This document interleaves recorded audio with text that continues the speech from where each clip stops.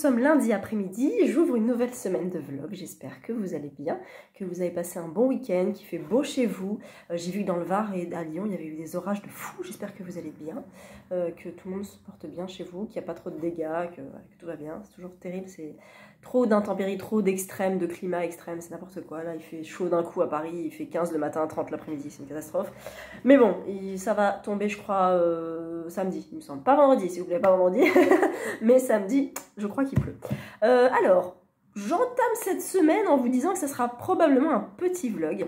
Pour deux raisons, c'est que j'ai pas vraiment d'événements cette semaine de prévu. Et à part mon anniversaire. Et en plus, niveau lecture, ça va être très calme, dans le sens où je ne pourrai pas vous parler de ma lecture actuelle parce que c'est sur liseuse et que c'est un livre qui ne sort vraiment pas tout de suite. Dans une maison d'édition que j'aime beaucoup. Je ne peux rien vous dire, mais en tout cas, c'est génial. Voilà, je vous tease, mais vous ne savez même pas ce que c'est. C'est un bouquin, je crois, qui sort en octobre, il me semble, en septembre. Et c'est très très bien fait, très bien fait. On va ranger ça dans la case noire, voilà, polar, enfin c'est pas un polar, mais voilà. Je range ça là-dedans, dites-vous que... non, je dis rien de plus. C'est trop bien, c'est trop bien. Il y a une carte, il y a un plan de maison et tout, c'est génial. Voilà, et à partir de jeudi, je commence Christine de Stephen King. Donc en fait, d'aujourd'hui à jeudi, je pourrais pas trop vous parler de lecture, donc je vais peut-être pas trop vlogger. Par contre, je commence un nouveau livre audio et j'ai décidé de sortir de la palle Lucia de Bernard Minet, ou Lucia, peut-être Lucia parce que je pense qu'elle est espagnole. Oui, l'inspectrice Lucia Guerrero. J'ai jamais su rouler les R, j'ai fait espagnol en deuxième langue et ma prof était dépitée. J'ai jamais su faire... Ça vient de la gorge, ça vient pas de la langue, je n'arrive pas. Donc, Lucia Guerrero porte bien son nom, c'est une guerrière, une vraie. Mais ce soir-là, le cœur lui manque. Sous une pluie torrentielle, le cadavre de Sergio, son coéquipier à la police judiciaire madrilène, joue les Christ au calvaire. Nu, les bras en croix, la peau collée à la glu. Pourquoi une telle mise en scène et quel rapport avec cette ancienne scène de crime exhumée par un programme expérimental de l'université de Salamanque? Cette intelligence artificielle de criminologie, la première en son genre, est formelle. Les meurtres sont inspirés de peintures de la Renaissance. Entre vraies copies et faux semblants, le chemin sera long pour Lucia, de l'ombre à la lumière. Donc super hâte parce que j'avais lu Un œil dans la nuit qui était mon premier Bernard Minet, et plutôt que de commencer par Glacé qui n'est pas dans ma palle, autant en sortir un qui l'est. Et vu que c'est une nouvelle saga, je suis bien contente de le sortir. Et ce que j'aime bien, c'est que c'est écrit en hauteur comme ça, et pas comme ça. Enfin, là oui, mais Lucia comme ça. Bon, en fait c'est un peu bizarre parce que quand tu lis comme ça, tu lis l'auteur, mais quand tu lis comme ça, tu lis le titre et pas l'auteur. Bref, c'est un détail. Donc voilà, il est sorti chez Pocket il n'y a pas très longtemps, je vois des images. Il y a des images. Alors je ne vais pas me spoiler, mais j'ai cru voir un truc. Ouais. Ah, c'est les tableaux. Ouh. Ah ouais, oui, parce que c'est des tableaux, d'accord. Ah, ouh, il y a une carte. Une carte de Salamanque. Est-ce qu'il y en a une autre? Oui, une carte d'Espagne, pour savoir un petit peu où on est. Et ah oui, donc Salamanque, c'est une ville, je ne connaissais pas du tout, à l'ouest de Madrid, et pas très loin du Portugal. Et c'est bien, je connais rien.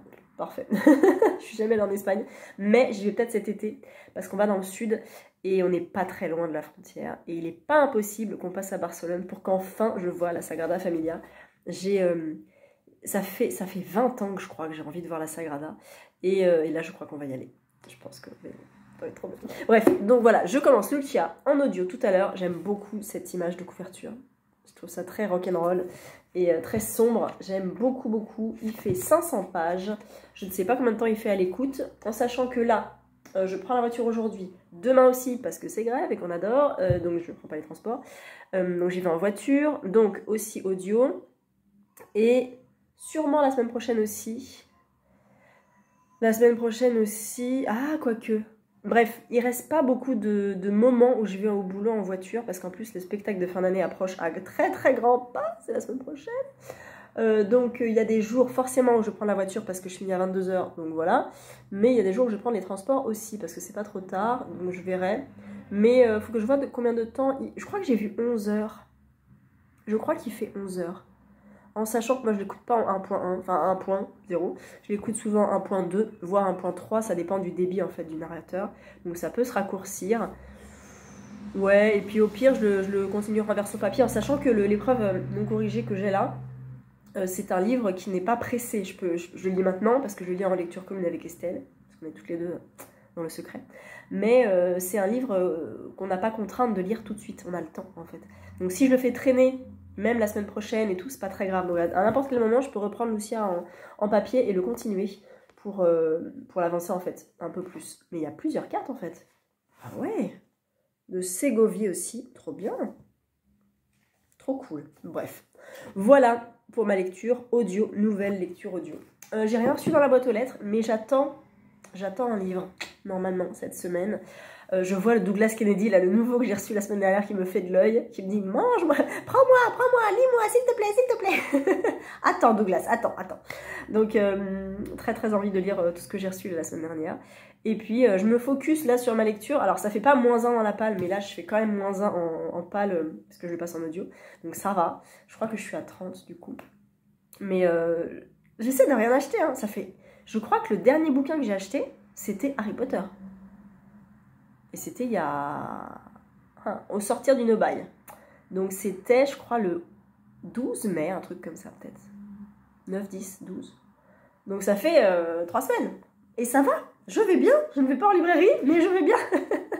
Non, en vrai, j'ai reçu tellement de trucs. J'ai la rentrée littéraire de Rivage que j'avais reçue, l'Iconoclaste qui arrive. Je vois la rentrée Albin Michel, là j'en ai 3 qui me font bien envie. Donc j'ai essayé d'être raisonnable, mais c'est pas facile. Mais bon, voilà, j'ai pas mal lu ce week-end, c'était cool. J'ai lu 2 livres en presque 2 jours et demi, c'est trop bien, je suis trop contente. Quand j'ai ce rythme-là, quand je peux lire, c'est des livres courts et ça se dégomme pas mal, donc c'est vraiment top. Donc voilà, j'espère que vous faites de bonnes lectures et puis je vous reprends un petit peu pour vous faire un débrief de Lucia. Nous sommes mercredi après-midi, je vous retrouve pour vous parler un petit peu de Lucia, Lucia de Bernard Minier, oh j'arrive plus à parler. Je disais Lucia, mais je pense que Lucia c'est plus italien qu'espagnol, et là on est clairement avec une inspectrice espagnole, Lucia je dis encore Lucia, bon bref, Lucia Guerrero, qui enquête donc sur une histoire de meurtre, pas n'importe quel meurtre. Enfin, au début, c'est pas un meurtre parce que la personne n'est pas morte, mais finalement, il va mourir. C'est son ancien collègue qui s'appelle Sergio, je crois, voilà, Sergio, qui est englué sur une croix de façon un peu particulière, un peu dégueulasse. Et elle va enquêter, mais ça va être compliqué pour elle parce que c'est son coéquipier. Et puis il va y avoir toute une histoire avec ça. Alors ce que j'aime, c'est qu'on ne connaît pas Lucia, on ne connaît pas son passé, et on sent que petit à petit, l'auteur nous dévoile un petit peu des choses de son passé. Donc j'imagine que les tomes suivants vont aussi nous faire parler de son passé, en fait. On va aussi en savoir un petit peu plus sur le passé de Lucia et sur son lien avec Sergio, parce qu'elle avait un lien très fort avec lui. Et du coup, là, on est donc sur cette enquête-là. On trouve le coupable, qui est un homme un peu particulier, qui a des troubles de schizophrénie, hein, clairement, parce qu'il est plusieurs en lui, et il a des voix différentes. Enfin voilà, c'est quelque chose de très poussé au niveau de maladie, en fait. Donc c'est un cas particulier, intéressant pour les inspecteurs, tout ça, pour la police. Et à côté de ça, on va suivre un monsieur qui s'appelle Salomon, qui est prof en université, prof de criminologie un petit peu, en université, avec un groupe d'étudiants. Et avec ce groupe d'étudiants-là, ils vont réussir à monter un logiciel qui s'appelle Dimas. Est-ce qu'ils en parlent là? Ou est-ce que j'en ai trop dit? J'ai cru que je l'avais vu. Voilà, un programme expérimental de l'université de Salamanque qui va en fait aider à l'enquête. Voilà, donc c'est un petit peu particulier. Donc on est sur 2 personnages, Lucia et Salomon, et ce programme d'intelligence artificielle. Et à côté de ça, on va découvrir un petit peu plus le passé de Lucia, on va en savoir plus sur Salomon, sur l'histoire, sur l'enquête, tout ça, bref. C'est vraiment intéressant. Je suis je suis quasiment à la moitié en fait, voilà. Je l'ai écouté en 2 fois, j'ai pas mal pris la voiture entre hier et avant-hier. Là, je vais moins la prendre, mais en tout cas, je passe un bon moment. Moins bon que dans Un œil dans la nuit, peut-être parce que c'était une version papier. Peut-être qu'à certains moments je suis moins concentrée parce qu'il y avait des bouchons sur la route, c'était le bordel. Mais en tout cas, c'est une histoire vraiment bien ficelée. Il y a des passages assez intéressants, on sent que l'auteur a quand même fait beaucoup de recherches. Donc je suis très contente d'avoir mis un deuxième pied dans les livres de Bernard Minier parce que c'est vraiment pas la seule fois que je lirai cet auteur. C'est assez intéressant. J'ai mis un petit post-it pour vous donner une idée du caractère de cette inspectrice Lucia. Je trouve que ça la décrit assez bien. J'ai retenu en fait à quel chapitre c'était pour me dire mets un post-it parce qu'en voiture c'est pas pratique. Donc par rapport à elle, elle était une personne soupe au lait. Foutrement têtue, rétive au travail de groupe comme au cirage de pompe et peu portée à arrondir les angles. En gros, une emmerdeuse doublée d'une tête de lard. Voilà, je trouve que cette description est parfaite pour Lucia et ça vous donne un petit peu une idée de ce personnage un petit peu particulier, un peu rentre-dedans, rock'n'roll et qui a pas sa langue dans sa poche et qui n'hésite pas à intervenir de façon un peu brutale parfois dans les affaires qu'elle essaie de résoudre. Voilà, je passe un très bon moment donc et je vous en redirai plus quand je l'aurai avancé. Je ne le terminerai pas cette semaine, ça c'est clair. Je suis toujours en train de lire un livre dont je ne peux pas vous parler. Je suis presque arrivée à la moitié. J'ai appris qu'il allait faire 550 pages, donc c'est un gros pavé. Il sort pas tout de suite, donc je ne veux rien vous dévoiler. Je peux juste vous dire que c'est un huis clos, a priori, avec plusieurs personnages, avec quelque chose qui va se passer, avec des mystères. C'est trop bien ficelé, c'est génial, j'adore. Mais je ne peux rien dire. Demain, je commence Christine de Stephen King. Ce soir, c'est pique-nique avec les copines. Je vous ferai peut-être quelques petits plans. Et puis voilà, ma foi, j'espère que vous allez bien.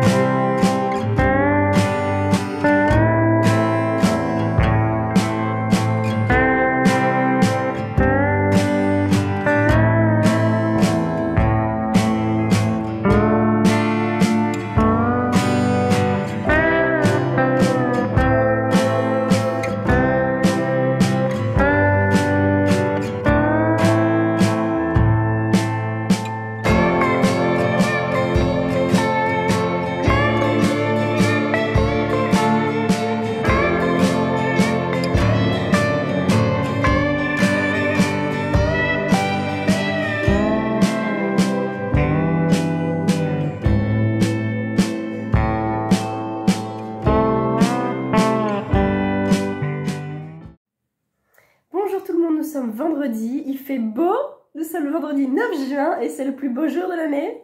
Voilà, il fait beau donc tout va bien. J'espère que vous allez bien, moi ça va. Je vais profiter de ma journée et je vais vous parler un petit peu de livres. J'ai entamé hier Christine de Stephen King avec un marque-page spécial Stephen King que vous pouvez retrouver je pense encore chez Léa. J'ai lu 110 pages, il en fait 400, j'allais dire presque 400, il en fait 410. Et donc nous sommes ici avec un narrateur qui s'appelle Denis je pense, qui est pote avec Arnie. Arnie c'est Arnold, donc c'est son meilleur pote, ils sont au lycée, ils ont 17 ans. Et un jour, en rentrant du lycée, Arnie va tomber sur une bagnole. Voilà, au coin d'une rue, il voit une voiture, une Plymouth Fury de 1958. Qui est rouge, qui a l'air toute rouillée, toute défoncée, avec le pare-choc cabossé et tout, mais c'est le coup de cœur. Il lui faut cette voiture, et en plus, il y a un panneau à vendre dessus. Donc il rentre dans le jardin du propriétaire, et le propriétaire dit ok, bah je vous la vends, ouais, 250 $, pas de problème, ok, très bien. Et Denis, il dit arrête, c'est bon, ça vaut pas 250 $, c'est une épave ton truc là, non, tu vas pas acheter ce truc, non, c'est hors de question. Si, je l'achète, elle est trop belle, magnifique et tout. Et le temps que Arnie fasse la transaction avec Roland, il s'appelle Roland, et alors je me dis là, il y a quand même un truc avec le King Universe, parce que Roland est aussi le nom de l'homme en noir de la Tour Sombre, hein. Donc je pense qu'il y a quand même un lien avec le Roland, parce que ce Roland qui vend la voiture, c'est une voiture un petit peu hantée quand même, donc je me dis qu'il y a un truc. Et donc le temps qu'il fasse cette transaction-là, Denis fait le tour un petit peu de la voiture, il regarde, et puis il monte dedans. Et à partir du moment où il touche le volant, il se passe un truc. Elle est neuve, elle est toute belle, la carrosserie est magnifique. Et il sent une emprise de cette voiture. Et il enlève ses mains, et il sort de la voiture, il dit wow, c'est pas possible, enfin, c'est trop bizarre quoi. Donc, il y a un truc bizarre avec cette voiture. Et ce qui est trop bien, c'est que King nous mêle le réel avec ce petit truc de fantastique où il y a un changement qui est complètement crédible en fait. Donc voilà, il n'y a pas eu d'autres coïncidences fantastiques pour l'instant. Il y a eu des anecdotes par rapport à cette voiture qui a visiblement une petite malédiction. Hein, et on sent l'emprise de Christine, parce que cette voiture s'appelle Christine, sur Arnie qui est complètement fou de sa bagnole en fait. Il y a une histoire aussi avec un garage, parce que bah, cette voiture, il faut bien la ranger quelque part, parce que s'il la met chez ses parents vont péter un câble, tu te rends compte, d'acheter une voiture à 17 ans, 250 $, tu ne te rends pas compte. Donc ils veulent la garer ailleurs. Et dans ce garage, bah, je pense qu'il va se passer des choses aussi. Voilà, donc pour l'instant, un bon cru, vraiment, c'est pas, comment dire, je suis pas à fond dedans, mais je suis bien. Et je suis dans le style de King que j'aime, donc c'est parfait pour l'instant. Je vais l'avancer un petit peu aujourd'hui, j'espère l'avancer un peu aussi ce week-end. J'avais l'ultime espoir de le terminer dimanche, mais je pense que j'étais un petit peu ambitieuse, je le finirai peut-être lundi. Et lundi, je commence le syndrome du canal carpien de John Boyne, qui est quand même assez gros et que j'ai mis sur 4 jours. Donc aussi un petit peu ambitieuse là-dessus, bref, on verra. Ça, c'était pour ma lecture en cours. J'ai reçu des livres, j'ai reçu un cadeau d'anniversaire de la part de Ludivine, et j'ai reçu 2 livres hier, un de chez Pocket et un de chez Flammarion. Le Flammarion, je sais ce que c'est, mais le Pocket, je sais pas. Gabriel, ou Les Infortunés de la Vertu, oh là là, de Catherine Delors, très bien. J'aime beaucoup la police de caractère du Gabriel, ce A est très joli. Par contre, je ne trouve pas l'ouverture très belle, alors je pense que c'est un tableau, hein, bien sûr. Ah, de Fragonard, très bien, Le Baiser volé, oui d'accord, ok. Donc, ouais, ça me... Je sais pas, bon, ça fait partie de la peinture, hein. Peut-être que ça a un lien avec l'histoire, je ne sais pas du tout. Il est très très gros. Ma foi, il fait presque 700 pages. Et il est sorti. Il va sortir? Je pense qu'il est sorti. Nous sommes... Oh, je vois Louis XIV. Alors, une enfance au couvent, un amour interdit, un vieux mari violent. Quand Gabrielle de Montserrat, charmante aristocrate auvergnate, découvre l'impitoyable cour de Louis XVI, c'est une jeune veuve en quête d'un protecteur. Mais dehors, la rue gronde. L'histoire s'emballe et la révolution est en marche. Au cœur de la tourmente, Gabrielle retrouve son premier amour, Pierre-André Coffinhal, devenu juge au tribunal révolutionnaire. Pourront-ils construire leur bonheur, tandis qu'un peuple opprimé brise ses chaînes? Gabrielle parviendra-t-elle à desserrer les siennes? Et Gérard Collard nous dit « Je n'ai pas pu le lâcher, on s'y vautre ». C'est superbement écrit, une saga absolument exceptionnelle. Bon, et ben ma foi, pourquoi pas. Bon, ça fait saga de l'été un petit peu, hein. Il est paru où? Ah, Héloïse d'Ormesson, d'accord. Très bien, donc elle est avocate franco-américaine, très bien. Et c'est un premier roman, visiblement. Bon, bah merci beaucoup, Pocket. Gabriel, ou Les Infortunes, pardon, de la Vertu. Je ne sais pas si vous connaissez. Mais roman historique, je pense tout de suite à Hélène. Je vais lui montrer, peut-être qu'elle connaît, peut-être qu'elle a déjà lu. Alors, ensuite, Flammarion. Merci Julie, parce que je sais ce que c'est. On en a parlé. Sophia Straby, Billy Pretty a disparu. Je ne veux rien savoir de ce livre. Je l'ai vu passer partout sur Instagram. Je ne sais rien de ce livre et je ne veux rien en savoir. Mais à la soirée Flammarion pour les 100 000 abonnés, on discutait avec les filles. Et puis bon, moi, j'allais partir. Je disais au revoir à Julie. Et elle était en train de discuter avec 2 filles. Et elle parlait de ce bouquin-là. Et elle disait, ah là là, Florence, tu l'as pas lu? Bah non, je te l'envoie. Ok, merci Julie. Si je te l'envoie ici tout seul, tu vas voir, c'est un coup de cœur, c'est une pépite, il est génial. Ok, je ne sais rien de ce livre, je ne sais rien de l'autrice, je n'ai rien lu de l'autrice, je ne veux rien savoir. Donc je vais me le programmer, je pense, pour cet été. Il n'est pas très long, il fait 280 pages, il est écrit gros, il a l'air, ma foi, un petit peu espacé. Voilà, les chapitres ne sont pas très longs, donc ça peut carrément le faire. Je n'ai pas de petits mots à m'envoyer comme ça. Donc voilà, Sophie Astrabi, Billy Pretty a disparu. Voilà. Et j'ai la cadeau d'anniversaire de Ludivine, lecture du chapitre, qui m'a l'air d'être un hardback. Et de ce que je sens là, je crois que je sais ce que c'est. Alors, non, je ne l'ai pas ouvert du coup. Donc je le avec vous. Hop. Ah bah je suis sur le dos. Alors attendez. Hop. Oui. Oh oui. Ah oui, oui, oui. Oui, oui, oui. C'est le nouveau. Ah, mais sa maison de rêve. Je suis trop contente. Merci, Lily. Merci, merci. C'est le tome 5 du coup. Et il faut que je reprenne la saga parce que j'ai pas le 6 non plus. Et je me demande si le 7 n'est pas sorti aussi. Mais je suis à la bourre. Mais merci beaucoup, Lily. Il est toujours aussi beau. Ah, trop contente. Le 4 avait été moyen, enfin, différent des autres, mais intéressant. Mais là, ça y est, on sent qu'on remet un pied avec Anne, et j'ai trop hâte. Et du coup, on est où? Anne... Ah oui, c'est vrai. Ah, mais oui, exact. Oh, ça va être trop bien. Ah, je passe à main. Ah, trop bien, merci les divines. Je sais pas si tu passeras par là, mais je vais t'envoyer un message aussi, de toute façon, sur Insta. Et voilà, trop bien. Bien, bien, bien. Eh bien, écoutez, je vais profiter de cette journée merveilleuse. Je vais lire un petit peu Christine. Et puis voilà, je vous reprends ce soir, peut-être, je sais pas. Peut-être demain. Et puis ce vlog sera pas long du tout parce que c'est une petite semaine. Hein. Après ce vlog d'1 heure la semaine dernière. Voilà, ça sera un petit vlog cette semaine. Mais bon, voilà, il y a quand même du contenu. Hein. Puis c'est de qualité, je pense. Donc la fille qui s'envoie des fleurs. Et voilà, je vous retrouve un petit peu plus tard. Je vous retrouve beaucoup plus tard puisque nous sommes dimanche soir, que je n'ai pas eu le temps ce week-end de conclure mon vlog. Donc je le fais maintenant. Écoutez, il y a des week-ends comme ça où c'est un petit peu le bazar. Donc j'ai pas eu le temps. C'est pas grave, il s'est pas passé des choses extraordinaires ce week-end, c'était mon week-end d'anniversaire donc c'était cool, mais voilà. Niveau lecture, c'était pas dingue puisque je suis toujours avec Christine, même si j'ai bien avancé, je suis page 273, je le finirai demain, je prends les transports demain donc pas de souci, et je passe vraiment un très très bon moment, c'est du très bon King. On est sur d'autres problèmes que des problèmes de voiture en fait. Il y a la jalousie, il y a le passage de l'adolescence à l'âge adulte, sujet phare de King, la responsabilité des ados devenant adultes, et c'est bien et ça fonctionne. Alors ce qui est très intéressant, c'est que je le lis avec une autre fille, Cécilia, sur Instagram, et elle le lit en VO et moi je le lis en VF. Et en fait, ma version VF comporte 46 chapitres et un épilogue, et sa version VO comporte 51 chapitres. En fait, apparemment, les livres de King, souvent, dans les traductions, zappent un peu des passages, voire des chapitres entiers, hein, clairement. Donc, je vais essayer d'étudier un peu plus la question, mais clairement, il vaut mieux lire King en VO. Malheureusement, je n'ai pas le niveau pour lire King en VO, donc je me contenterai de ça.